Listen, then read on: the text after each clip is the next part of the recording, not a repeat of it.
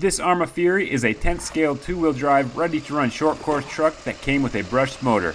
In this video, I am going to upgrade it to brushless, make some small changes, and see how it handles on a few different tracks. I took it to the indoor track at Burlington Hobbies first, and I left it stock besides putting slick tires on it because that is a rule there. One of the first things I noticed is how soft the suspension felt. It had some body roll in the corners and seemed like it wanted to bottom out pretty easily on harsh landings. I didn't want to make too big of a change there until I tried it on my outdoor track, but after this session I did move the preload spacers from the rear to the front, thinking that would give me more traction in the loose dirt, but it also seemed to make it slightly easier to drive indoors as well. This is my fastest lap of this session. It ended up being about a second and a half slower than my best lap with my race truck. I had to go wide in a couple of the corners in order to clear the jumps consistently, which definitely slowed me down. This made me want to upgrade it to brushless, which is exactly what I did next. I'm sure I could have lowered that lap time if I would have driven the truck more, but I wanted to get ready for racing that night. It did better than I expected out of the box though. I went back to the track a couple weeks later with a faster truck and a new track layout.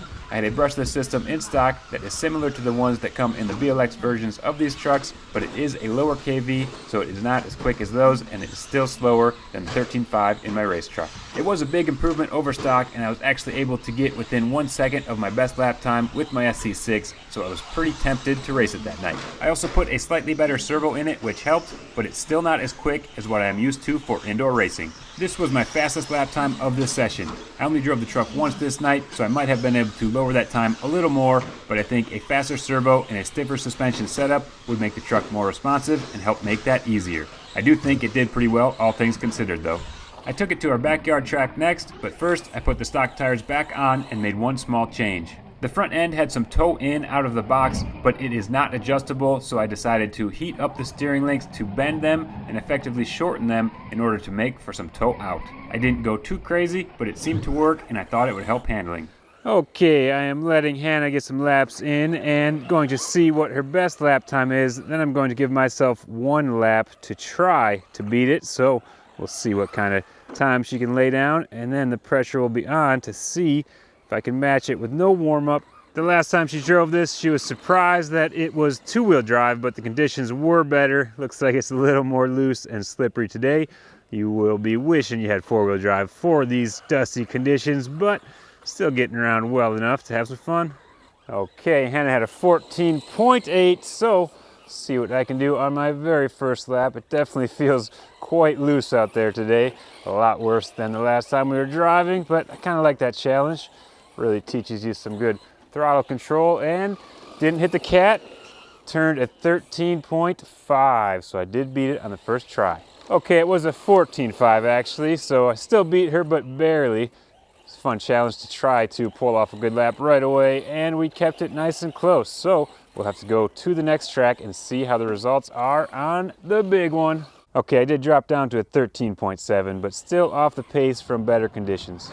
Hannah has been ripping some laps on the big track, and she's starting to get quite a bit better. The first laps were a little shaky, but now I think she's putting down some good ones. We typically drive 8 scale and pro motos on this track, so not too much experience with the two-wheel drive 10th scale, but it's handling it pretty well, and I'm excited to try it myself. There is just a little bit of moisture in this track since the ground is thawing out in some spots, so maybe that's why it's hooking up better. Oh yeah, that corner was a lot better.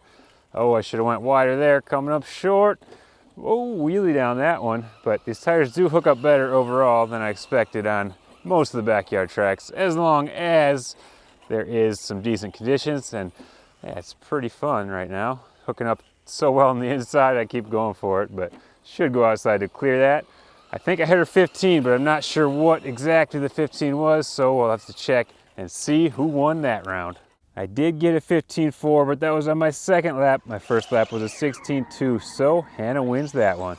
This actually makes me want to drive 10 scale out here more often because it's actually a lot of fun. It's handling the bumps and the jumps really well, so if we had a few of these, there would be some good racing, two-wheel drive or four-wheel drive. So we'll have to get some more out here in the future, but for now I'm having a lot of fun doing some laps on this two-wheel drive ready to run truck. Well, the toe adjustment did seem to make it a little easier to drive, so maybe I need to go a bit further and it will be even better. The light suspension setup seemed to work better here than at the indoor track since it was able to slide and soak up some bumps, which was cool to watch. These conditions got me really excited for more short course action this year. Having enough traction to power through the corners with a little loam on top to roost is just so much fun. We were very lucky to get that nice of dirt on a 25-degree day in February, but the cooler temps might have led to the only breakage I had with the truck, which was the front bumper. The shape of the front bumper is also one of the few negatives that stick out to me. It is a little sharp, so when you land nose heavy, it tends to dig in more than other trucks with a smoother shape to them. Other downsides include the non-adjustable turnbuckles, which I am guessing are there to keep costs down. I did have to do some body trimming to keep the tires from rubbing, and I don't love the bright green battery cover. I just think it makes it look a little cheap, and it handles better than that makes it look. But having that easy of access to the battery is pretty nice for swapping packs.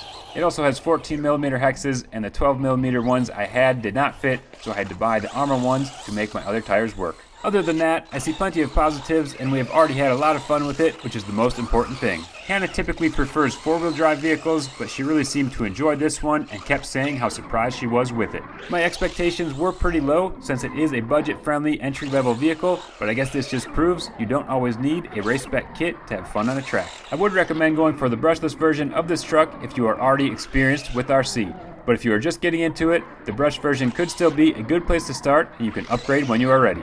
I kind of still want the true BLX version myself, so we can compare and race the two of them. I will leave a link in the description below if you want to find out more or pick one up for yourself. Thanks for watching.